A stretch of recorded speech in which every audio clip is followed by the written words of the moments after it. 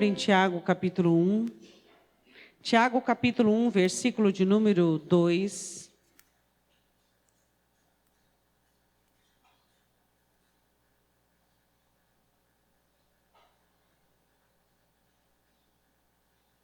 Amém?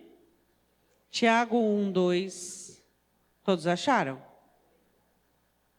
Meus irmãos, tende grande gozo quando cairdes em várias tentações, sabendo que a prova da vossa fé opera a paciência. Tenha, porém, a paciência a sua obra perfeita, para que sejais perfeitos e completos, sem faltar em coisa alguma. E se algum de vós tem falta de sabedoria, peça a Deus, que a todos dá liberalmente, e não o lance em rosto, e ser-lhe-á dada. Peça-a, porém, com fé, em nada duvidando, porque o que duvida é semelhante à onda do mar, que é levada pelo vento e lançada de uma para outra parte. Não pense tal homem que receberá do Senhor alguma coisa. O homem de coração dobre é inconstante em todos os seus caminhos. Podemos assentar. Vamos fazer uma meditação, uma pequena meditação nesse texto, para que possamos ir para Lucas. Vamos lá. O que Tiago diz aqui? Que nós temos que ter grande alegria quando nos encontrarmos em situações desconfortáveis. Situações que exigem de nós a fé. Por quê? Grande alegria quando passarmos por situações desconfortáveis. Isto é algo que tem acontecido nos crentes? Não. Os crentes, quando passam por situações difíceis, o que acontece com eles? Eles desanimam, eles ficam abatidos, eles ficam entristecidos, eles ficam irritados, nervosos, eles ficam rancorosos. O porquê? Que muitas vezes, a maioria das vezes, quando os cristãos passam por situações adversas, o desespero predomina ao invés da fé. Porque são pessoas que não são exercitadas no problema e na aflição. Tiago dá uma discriminação bem sucinta sobre a situação. Ele diz assim no versículo de número 2, 3. Sabendo que a prova da vossa fé opera paciência. A paciência não é letargia. A paciência não é morosidade. Existem pessoas que dizem, eu sou uma pessoa paciente. Na verdade, ela é inerte. Ela é letárgica, ela não tem reação. Ser paciente é você agir adequadamente dentro de uma situação inadequada. Diga isso para o seu irmão, vamos ver se você conseguiu guardar. Ser paciente é você agir adequadamente dentro de uma situação inadequada. É você ter todos os trâmites dentro de uma situação imprópria. Então isso é paciência. Paciência não é letargia, paciência não é ser uma pessoa inapta para alguma coisa, letárgica, inerte. Não. Paciência é uma sabedoria, por isso que ele coloca sabedoria dentro do texto. É você ser sábio para fazer as coisas dentro de uma situação. Isso é paciência. A paciência, ela tem a ver com a ciência, que é a sabedoria espiritual. Nós, latinos, trazemos umas traduções muito estranhas. Então, paciência para algumas pessoas é letargia, é deixar o barco correr, deixa a coisa como está, Deus é que sabe. Isso para muitas pessoas é paciência. Isso não é paciência. Paciência é você ter uma ciência adequada, uma sabedoria espiritual para fazer aquilo que é adequado dentro de uma situação inadequada. Isso é paciência. É você ter equilíbrio junto com a ciência, junto com a sabedoria, junto com a graça, junto com a habilidade e a capacidade de agir adequadamente dentro de uma situação. Isto é paciência. Aí ele diz assim no 3, que quando a minha fé é provada, eu adquiro a paciência. Por quê? Porque quando a minha fé é provada e aprovada, eu passo por situações difíceis. Dentro dessas situações difíceis, eu vou sendo purificada da insegurança, do medo, da dúvida, da incerteza. E eu vou sendo expurgada de tudo isso. Então, quando eu passo por situações negativas, isso tudo vai sobressair, vai exalar. E então eu vou enxergar. E quando isso sobressair, eu vou falar, não, peraí, eu tenho que ter fé. Não, peraí, eu não posso agir assim. Eu não posso ficar irritado. Eu não posso ficar nervoso. Eu não posso xingar. Eu não posso amaldiçoar. Eu não posso maldizer. Então eu vou começar a enxergar as coisas que tem dentro de mim. Então eu vou começar a recusar aquele comportamento e vou começar a entender que eu tenho que ser crente, que eu tenho que agir pela fé. Então, quando o cristão ele passa por situações adversas e quando ele já tem uma fé vitoriosa, que já venceu várias situações, ele não vai cair em tentação, em ceder aos apetites carnais, em ceder a tudo aquilo que a carne deseja. Aí ele diz assim, tenha, versículo 4, porém a paciência é sua obra perfeita. Qual é a obra perfeita da paciência? Nós vamos sendo pacientes,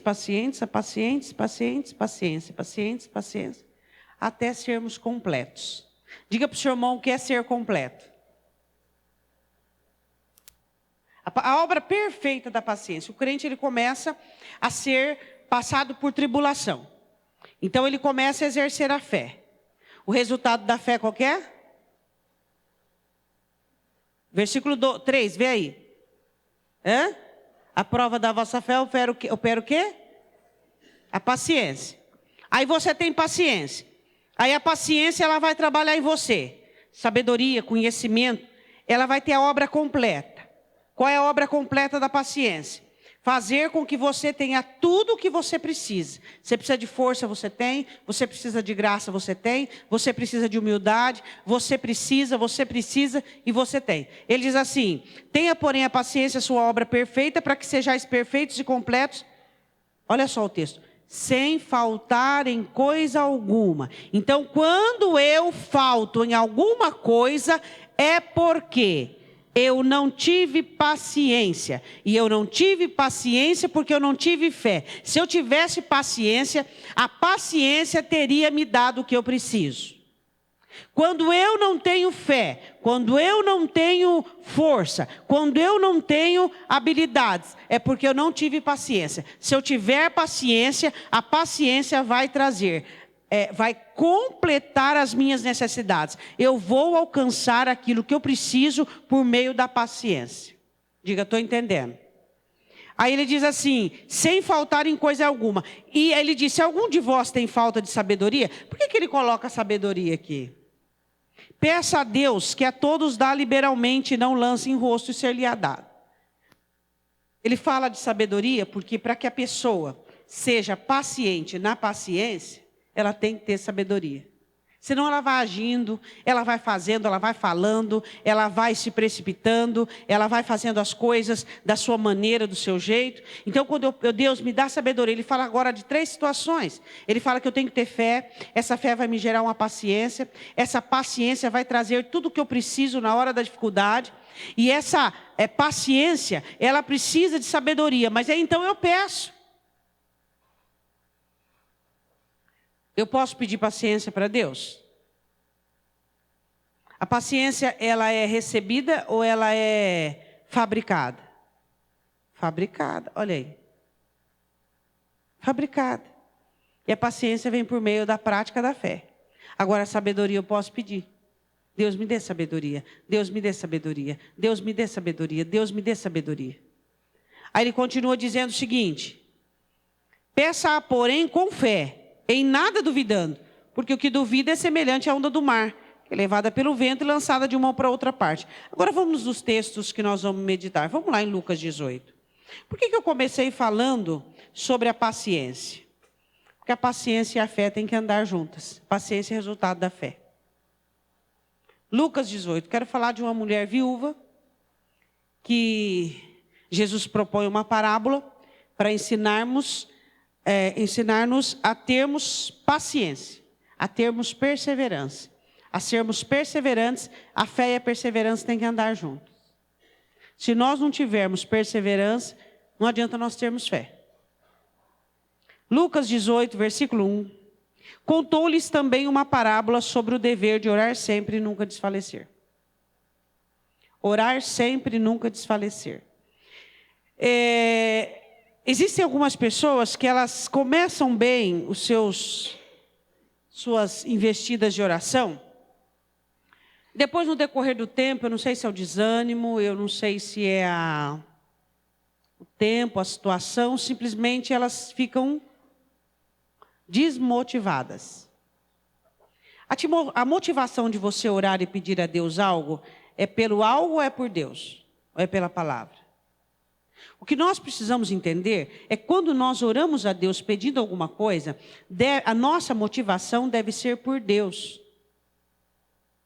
Por que lá no arraial de Israel, na época de Golias, as pessoas não tinham motivações e nem fé para poder vencer o gigante?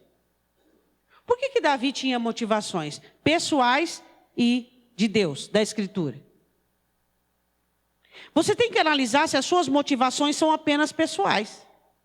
Suas motivações, para elas manterem você animado e pronto, elas devem ser pessoais, claro que sim, mas elas devem ser também tudo a ver com a Bíblia. Nós não podemos sermos fáceis para desistir.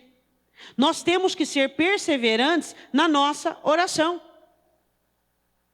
Perseverarmos e colocarmos diante de Deus a nossa luta e a nossa batalha diante do Senhor e orarmos e clamarmos. Fica aberta aí, vá comigo em Isaías 62. Olha o que o profeta diz, vamos lá.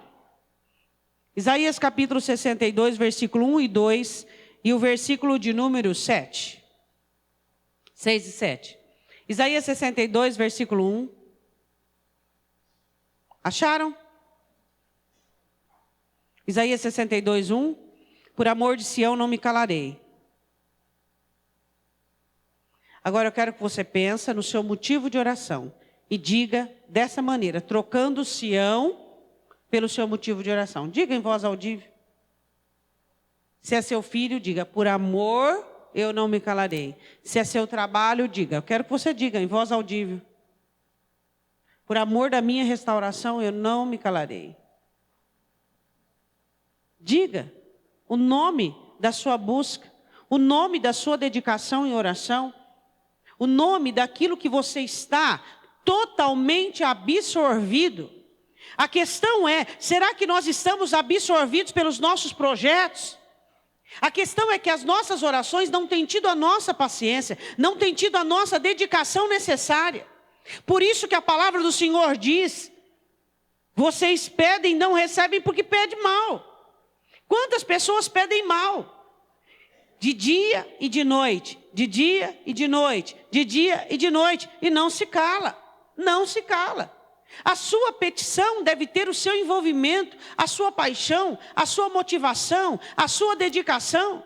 Nós precisamos compreender isso, precisamos estar absorvidos por isso.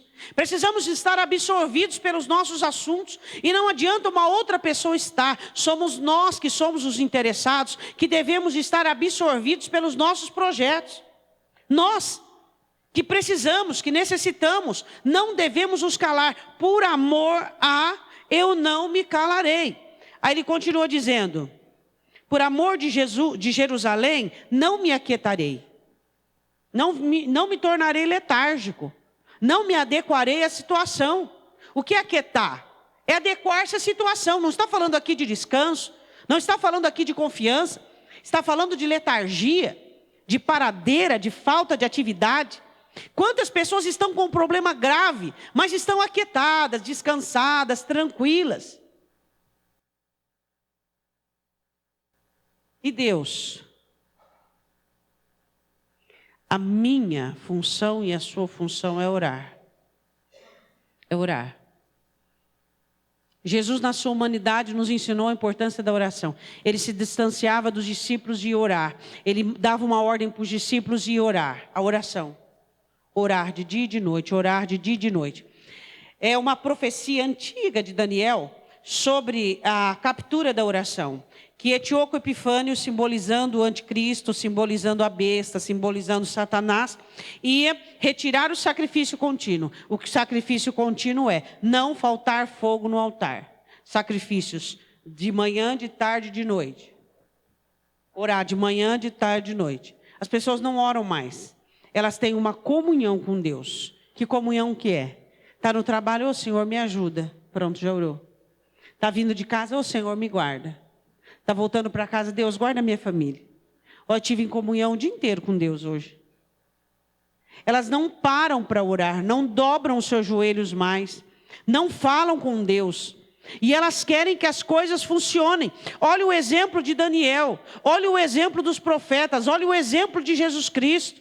Você acha que Jesus, mesmo na sua humanidade, precisava passar horas em vigília, horas orando e falando com o Pai? Não. Mas ele fazia por quê? Para nos dar o exemplo. Nós precisamos entender que sem oração não se tem vitória. Quando o apóstolo Paulo em Efésios mostra lá aquela galeria de êxito e de vitória sobre a armadura espiritual, no final ele diz assim, orando em todo o tempo. A oração fecha. Aí ele diz assim, até que saia a sua justiça como um resplendor e a sua salvação como uma tocha acesa. Versículo 2. E os gentios verão a tua justiça e todos os reis a tua glória. E chamar-te-ão por um novo nome que a boca do Senhor designará. Versículo de número 6. Ó Jerusalém, sobre os teus muros pus guardas, que todo dia e toda noite jamais se calarão. Ó vós, os que fazeis lembrar ao Senhor, não haja descanso. Por que você precisa lembrar Deus? Deus tem amnésia? Deus tem lapso de memória? É isso? É isso? Por quê? Por que você tem que lembrar Deus?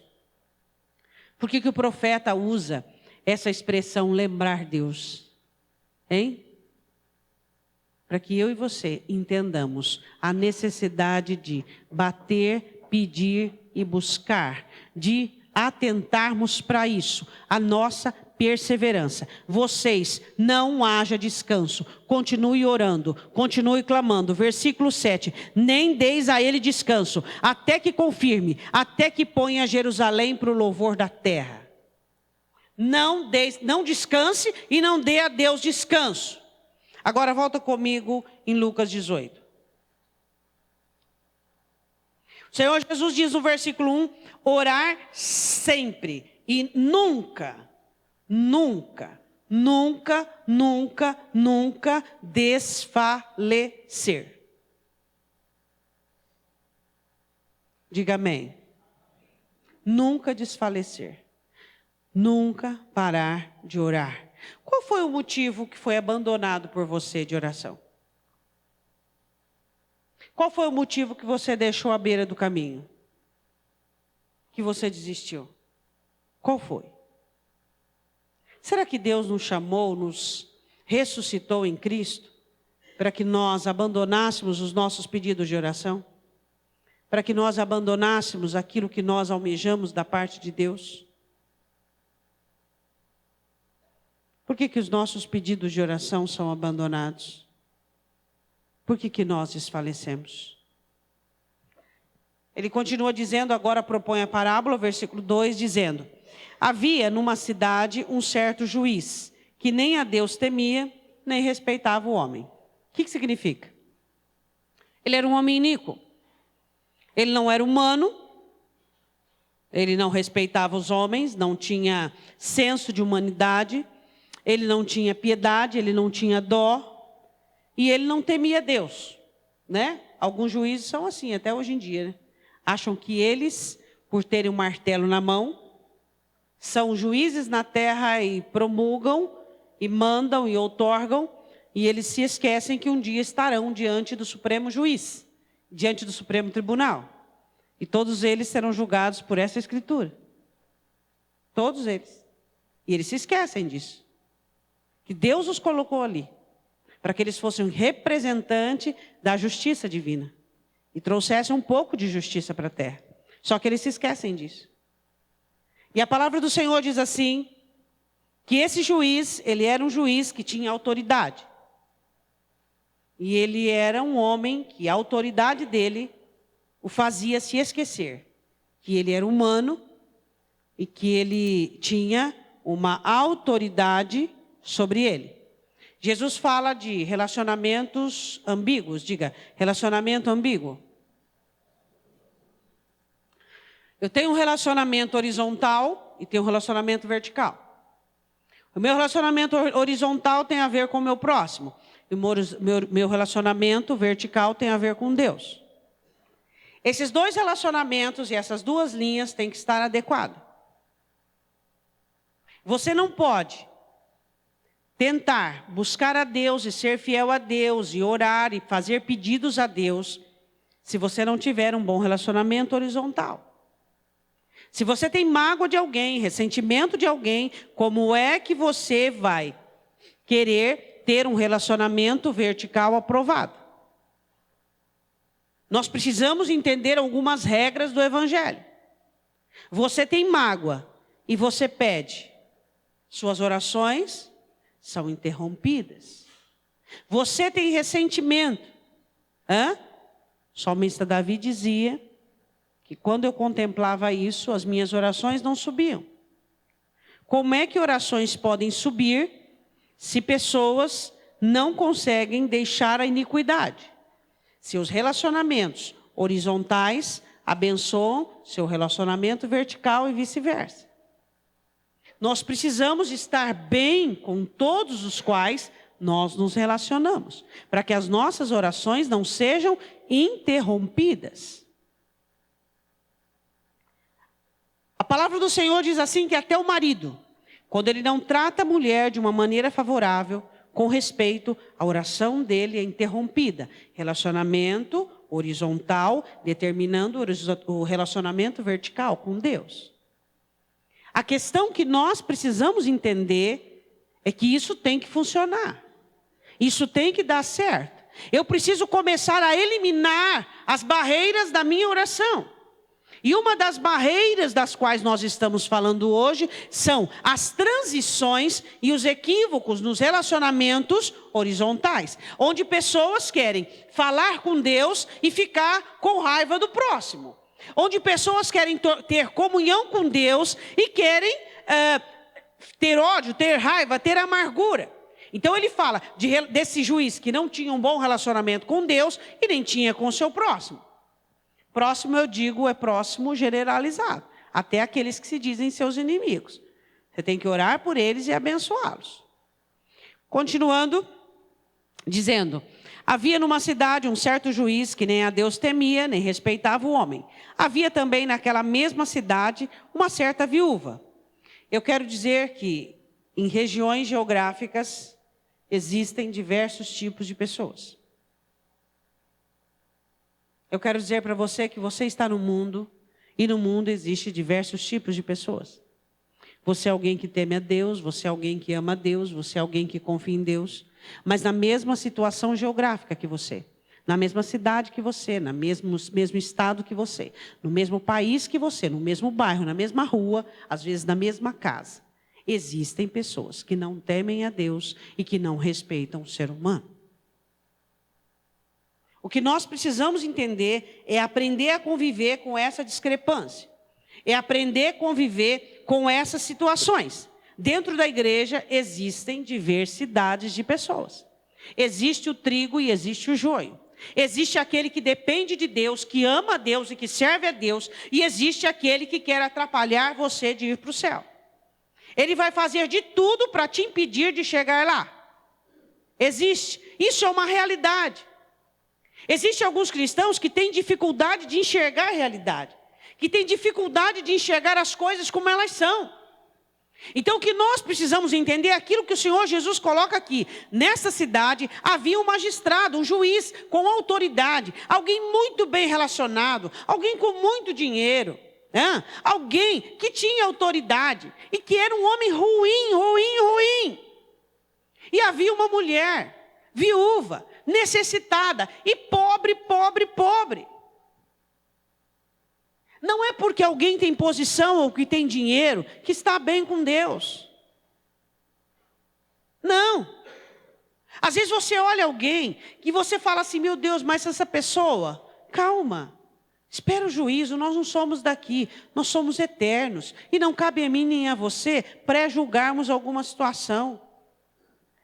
Quero voltar nesse assunto com você. Considere que na sua situação, lá no seu emprego, no seu trabalho, existem pessoas de todo tipo. E você precisa estar preparado a relacionar-se com elas, para você não se embaraçar, para você não entrar em uma situação ruim e negativa. Você consegue entender isso?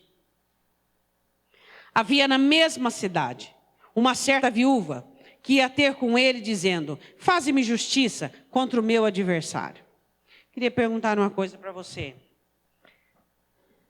Quem são seus adversários? Essa mulher tinha um adversário. Ela era uma mulher viúva, não tinha nenhum marido para que pudesse encabeçar essa ação. E ela mesma que tinha que ir. Mas ela não era interessante para o juiz. Ela não era nenhuma pessoa de renome na cidade. Ela não era nenhuma viúva rica. Não, ela dependia do juiz para que pudesse defender a causa dela e ajudá-la em alguma situação. Eu queria perguntar: quais são os seus adversários no mundo? Quais são os seus adversários interiores, dentro de você? Quais são os seus adversários? O que é aquilo que tem se oposto a você? O que é aquilo que tem estado entre você e sua bênção?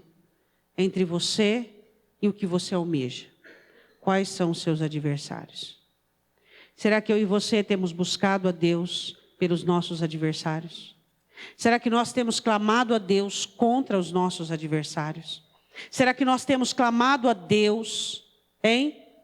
Irmãos, nós precisamos ser mais ousados. Nós precisamos ser mais intrépidos. Existem demônios atuando na vida de algumas pessoas. Existem espíritos malignos atuando em alguns lares. E simplesmente os crentes estão de braços cruzados, esperando com uma vassoura, uma pazinha, para poder ajuntar a tragédia. Será que isso é possível? Será que isso é normal? Nós não nos posicionarmos contra os principados, contra as potestades, contra as hostes da maldade que estão operando no nosso lar. Será que nós estamos atrás de descanso? Sendo que a palavra do Senhor diz: não deis descanso. Não deis descanso. Você, como cristão, como alguém que depende de Deus, você começa a sentir, antes de ver o fogo, você não sente cheiro de fumaça? O fogo está longe, você está sentindo cheiro de fumaça. Você não sente cheiro de fumaça. Você não sente cheiro de tragédia. Quais são as ocupações que Satanás tem posto na nossa vida para que nós não abramos os nossos olhos e digamos: espera aí um pouquinho, tem problema, a situação não está certa, a situação não está adequada, a situação está ruim, está negativo. Seus adversários, tem adversário? Você é adversário do seu adversário? Ou você é alguém que é complacente? Você é alguém que é compassivo? E você é um hospedeiro aos seus adversários? Procrastinação. Empurrar com a barriga. Deixa como é que está para ver como é que fica. Pois é, quando você olhar como é que fica, você vai assustar. Você não vai gostar do que você vai ver. Casamentos, relacionamentos, vida financeira, vida familiar, relacionamentos entre pais e filhos. Vai jogando. Vai jogando, vai jogando para frente, vai jogando, não vão resolvendo, é um problema em cima do outro, é um problema em cima do outro. Aí o crente chega numa situação, ele diz: eu não aguento mais. Aí ele toma uma atitude intempestuosa, maligna, tudo que o diabo queria. Por quê? Porque ele não consegue resolver o problema diário. O que o Senhor Jesus diz? Basta cada dia o seu mal. Mas não é para você ter um saco grande, um baú enorme, ou então uma despensa para você acumular mal. É para você libertar-se do mal. Basta cada dia o seu mal. Resolva o mal de hoje. Esse mal, amanhã, vai ser um mal maior. O que nós precisamos entender, o que nós precisamos compreender, é que problema se resolve quando quentes. Batata quente é sua. Não passe a batata quente para os outros. A batata quente é sua. Ela tem o seu nome ali. E é você quem tem que resolver. É você quem tem que fazer que as coisas deem certo. Não passe responsabilidade para os outros.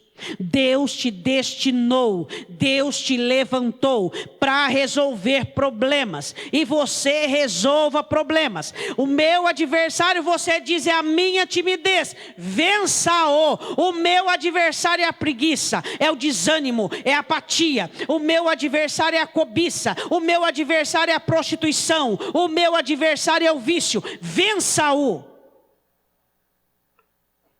Meu adversário é o dó. Alguns podem dizer. Quando o diabo põe para mim um aproveitador perto de mim, eu fico morrendo de dó. E ele me engana, quando vê eu estou enlaçado até a cabeça. Seus adversários têm adversários? Ou eles estão nadando de braçada em sua situação porque não tem oposição? Nós somos opositores. Nós nos colocamos para nos opor contra o mal. Nós temos que fazer oposição. Nós não podemos aceitar. Nós temos que colocar regras. Não é aquela carinha bonita que vai te seduzir. Não é aquele sorrisinho maroto que vai te engodar, que vai te levar.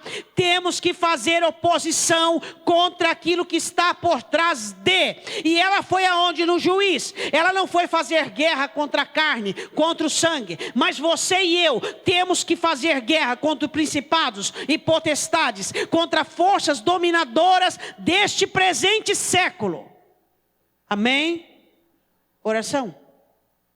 Oração. Oração. Como eu enfraqueço o meu adversário? Na oração. Você enfraquece o seu adversário na oração. Sua oração enfraquece o seu adversário. É isso que nós temos que entender. A Bíblia diz assim no versículo 4, e por algum tempo não quis atendê-la. Jesus ali depois faz uma comparação sobre a suposta demora para suas orações serem respondidas. Existem orações que demoram para ser respondidas? Sim ou não? Por que elas demoram? Porque o tempo não existe para Deus, o tempo só existe para nós. E o tempo para nós, muitas vezes, ele é algo que vem em primeiro lugar. As nossas respostas de orações, elas não demoram. Elas são dadas na hora certa. Só que nós achamos que elas demoram. Por quê? É interessante que nós temos opinião sobre o tempo da resposta. E você tem opinião sobre o tempo de oração?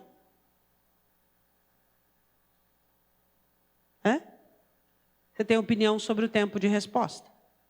Está demorando. E você tem uma opinião formada sobre o tempo que você se dedica à oração? Estou orando bastante. Estou orando bem.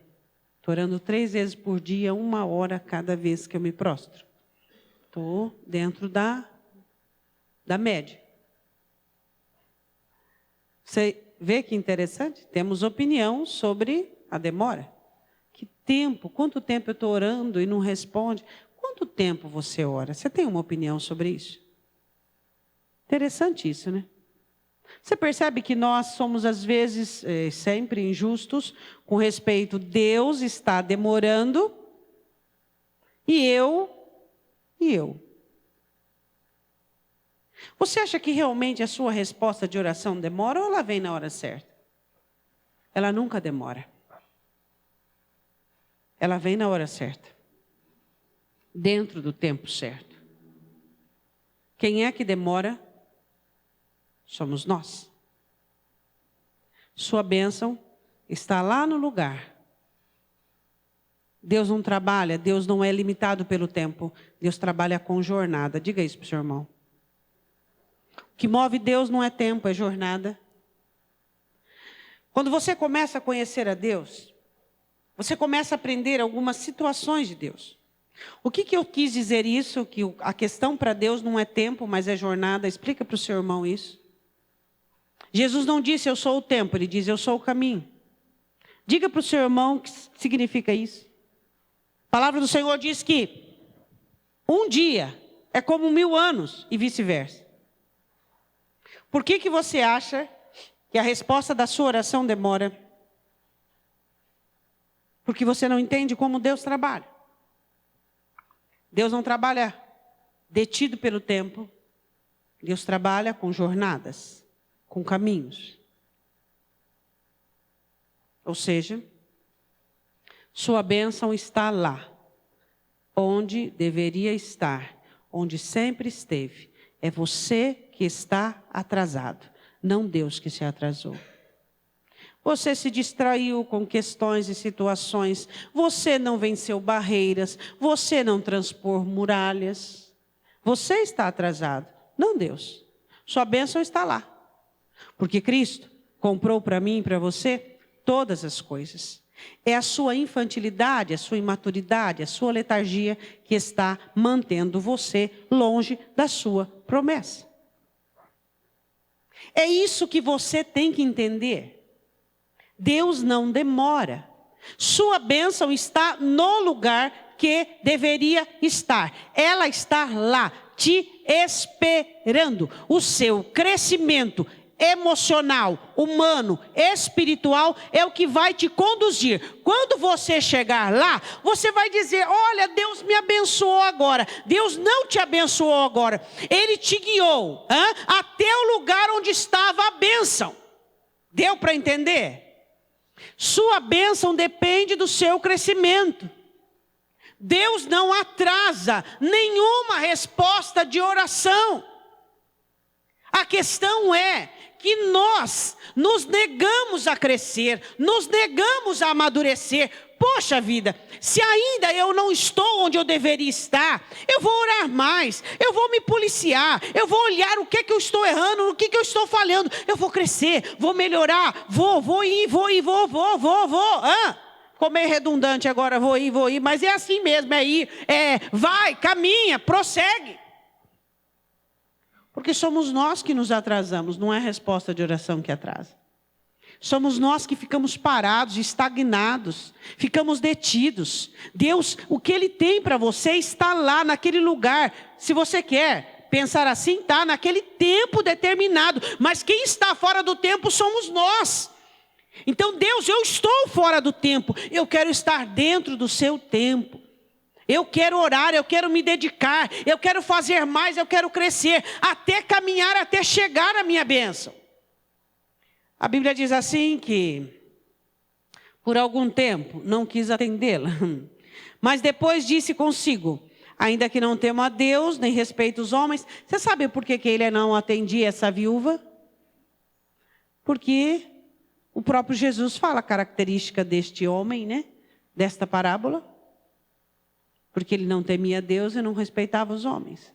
Pode ser que você conheça pessoas assim, que não teme a Deus e não é humano. E Jesus diz que até essas pessoas você vai vencer pela perseverança em Deus. Diga amém. Essa mulher não era interessante para esse juiz, ela não era nem alguém de renome, nem bem relacionada. Todavia, versículo 5, como esta viúva me molesta, hei de fazer-lhe justiça, para que enfim não volte e me importune muito. A persistência dela coloca e faz uma reação do juiz. Ele não agiu em favor dela, ele reagiu.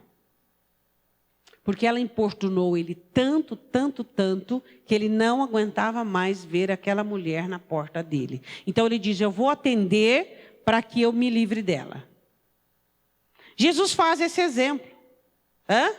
Ele coloca esse exemplo para quê? Para que os crentes que ouvissem essa parábola pudessem ser despertos. Agora vamos fazer uma comparação com Deus. Se uma mulher viúva persiste de tal maneira para alcançar a benevolência de um juiz iníquo, e vocês que têm um pai amoroso, e vocês que têm um Deus maravilhoso, por que vocês desfalecem por tão pouco? Por quê? Só porque Deus é bom? Nós não somos tão perseverantes? Só porque Deus é bom? Nós não somos tão aguerridos? Aí o Senhor Jesus diz assim, versículo 6. E disse o Senhor, ouvi o que diz o injusto juiz. Vocês ouviram o que ele diz? E Deus não fará justiça aos seus escolhidos que clamam a Ele de dia e de noite? Ainda ele faz uma pergunta, uma interrogação, porque é a concepção de muitos, ainda que tardio para com eles? Ou seja, alguns de vocês acham que Deus é tardio. E Deus não fará justiça? Eu quero te fazer uma pergunta. Deus vai ou não vai fazer justiça por você? Vai ou não vai? Então não se canse de orar. Não se canse de clamar. Não se canse de lembrar o Senhor, de colocar diante do Senhor, de colocar de dia e de noite, de dia e de noite. Não deixe as suas orações abandonadas. Não deixe os seus pedidos abandonados. Quem sabe neste momento o seu pedido, vamos colocar aqui, vamos fazer uma analogia, por uma parábola. Quem sabe o seu pedido está maltrapilho, sem vestes reais. O seu pedido está escanteado, esquecido, jogado num canto da sua vida espiritual. Resgata-o, traga para perto de ti, dá um banho nele, veste-o adequadamente e começa a orar novamente, começa a clamar novamente, começa a pedir novamente ao Senhor por aquela situação. Comece a clamar. Deus quer ouvir a sua oração. Ele quer responder a sua oração. Você que ama alguém, sua oração tem paixão. O amor é uma das situações que mais fortalece a oração. A oração que tem amor é uma das orações mais poderosas que existem. Porque o amor faz com que barreiras se quebrem. O amor faz com que limitações sejam vencidas. Por isso que o Senhor Jesus diz, amai os vossos inimigos e orai pelos vossos inimigos. Quando você ama, a sua oração, ela quebra, ela desfaz, ela transporta montanhas. Por quê? Por causa do amor. Ame os seus pedidos, ame o que você busca, ame as situações. Não peça de uma maneira aleatória, não peça coisas das quais você não esteja envolvido. Tem gente que pede coisa para Deus só para se livrar. Vou pedir para Deus fazer isso aqui para ficar livre dessa situação. Não faça isso. Quando você fizer um pedido diante de Deus, você tem que ser apaixonado por aquela causa, apaixonado por aquela situação. As suas orações devem ser derramadas diante de Deus com lágrimas, com súplicas. Deve subir o incenso, o aroma, a fumaça diante de Deus. É isso que você precisa entender. Você ora para ficar livre, você acha que Deus vai atender essa oração? Aí ele diz assim, versículo 18, digo-vos, depressa lhes fará justiça. Deus não é tardio, Ele faz justiça depressa. Pastora, mas essa palavra depressa não está acontecendo na minha vida. Você está no lugar que deveria estar. Você fez o que deveria ser feito. Você caminhou do lugar da sua tragédia para o lugar da sua bênção. Você saiu do lugar do seu desânimo, da sua murmuração, do seu lamento, da sua raiva, da sua ira. Você saiu daquela situação, da sua timidez, do seu fracasso, do seu desastre, do seu embaraço, e você partiu para o lugar da sua bênção. Então, ela está ali à sua espera. Deus tem pressa para nos abençoar. Deus tem pressa. Jesus diz, depressa lhes fará justiça, depressa lhes atenderá. Mas enquanto nós ficarmos envolvidos nos nossos problemas, nas nossas situações, cegos, totalmente absorvidos por essa situação, nós vamos ficar ali totalmente estáticos e paralisados, assombrados pelo problema. O que a fé faz? Caminhar. A fé faz você caminhar. A fé faz você agir. A fé faz você sair de onde você está e chegar onde está a sua bênção. Jesus diz, depressa fará justiça. Deus tem pressa para atender a sua oração. Quando, porém, vier o Filho do Homem, agora uma pergunta, porventura achará fé na terra? Quando Jesus voltar, ele vai achar fé? O que Jesus diz que é fé aqui? Ele diz que fé é perseverança, que fé é paciência, que fé é persistência. Ele diz que fé é nós caminharmos. Quantas idas e vindas essa mulher teve de casa para o lugar do juiz? E ela desistiu? Não.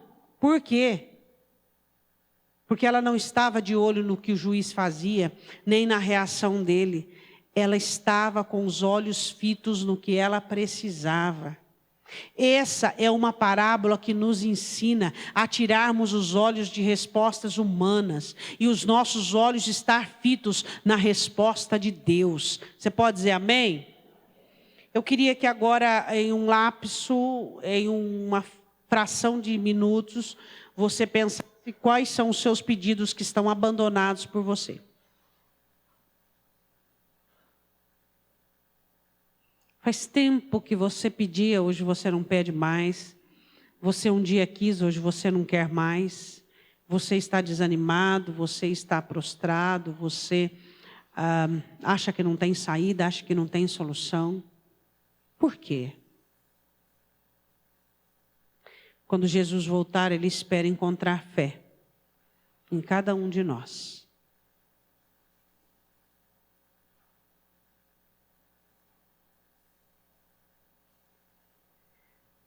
Se nós não agirmos, Satanás age.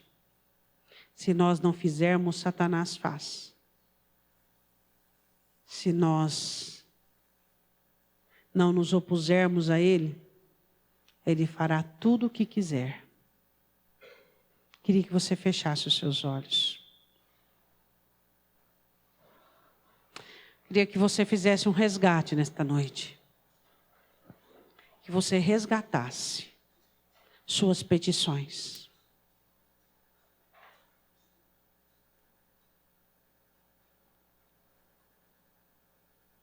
Queria que você resgatasse suas petições agora. Quem sabe você abriu mão e o Senhor está te abrindo os olhos.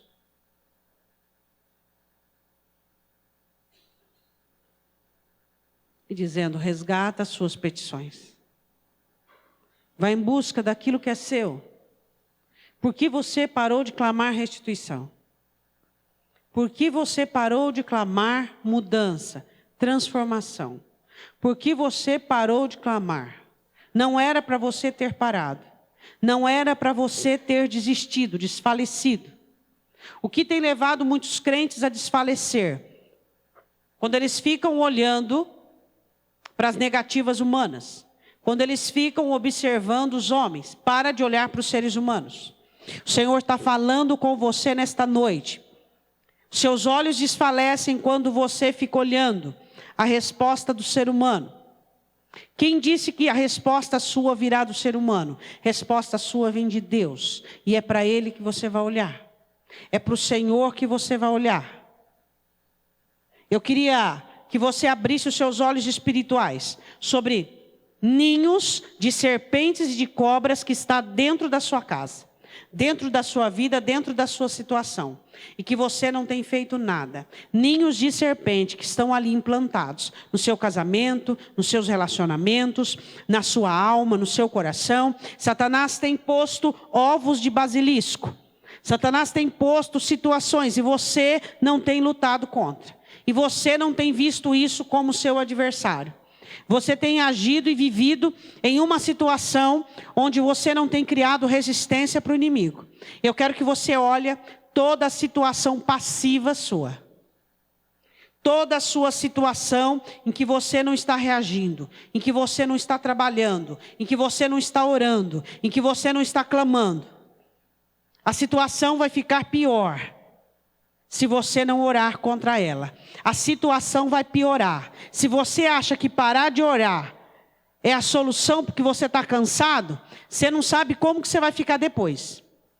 O cansaço é o menor dos males. Em nome de Jesus, Deus está falando conosco nesta noite. Você que está cansado, renove as suas forças diante de Deus. Toma ânimo, levanta-te, apruma, coloca-se sobre os seus pés e você vai retomar as suas petições de oração.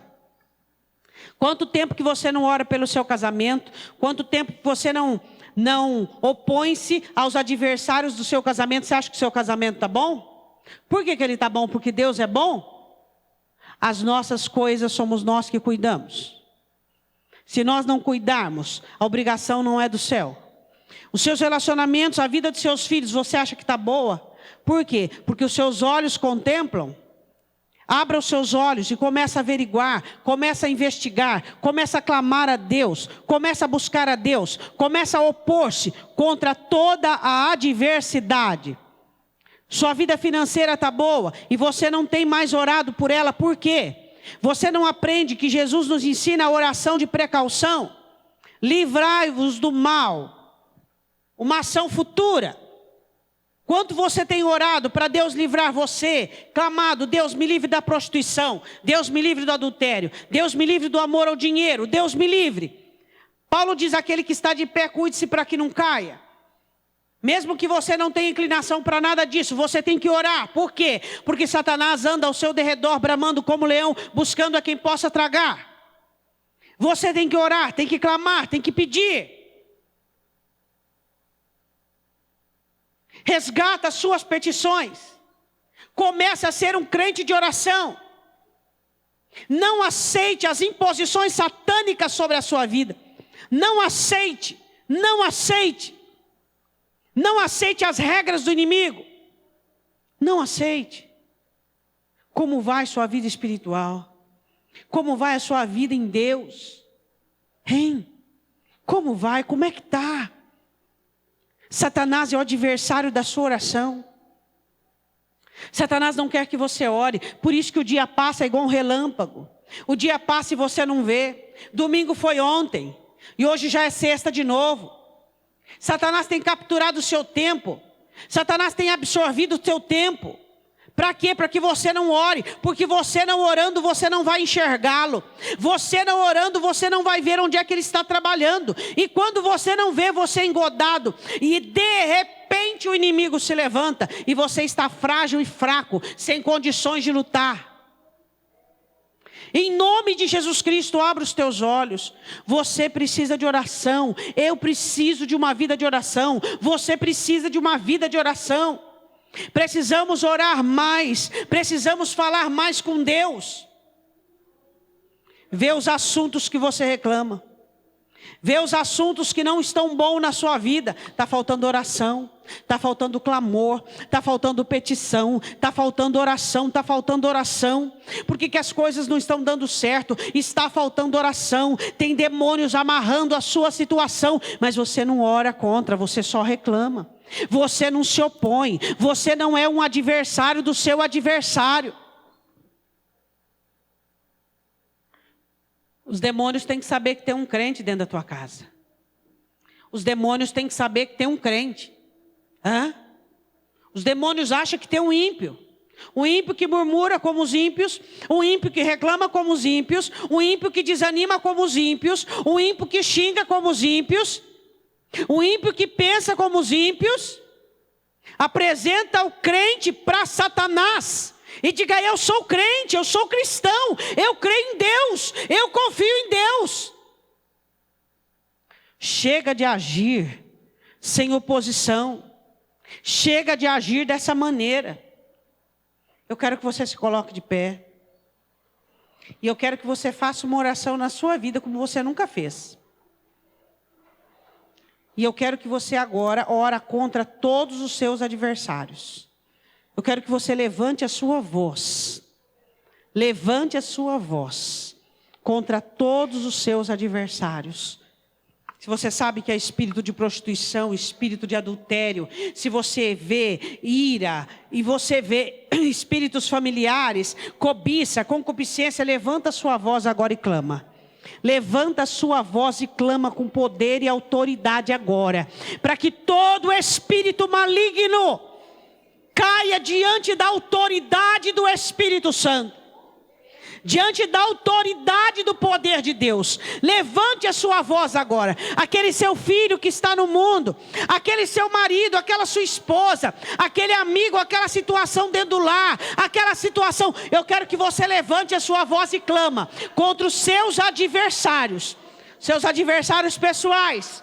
Se você é aquele que murmura, que reclama, que xinga, fala: todo espírito maligno, espírito que me faz irar, blasfemar, espírito que me ensina a murmurar, espírito maligno, demônio que age na minha vida, demônio que domina a minha mente, demônio que domina a minha alma, sai da minha vida. Levanta a tua voz agora e clama. Levanta a tua voz, se oponha.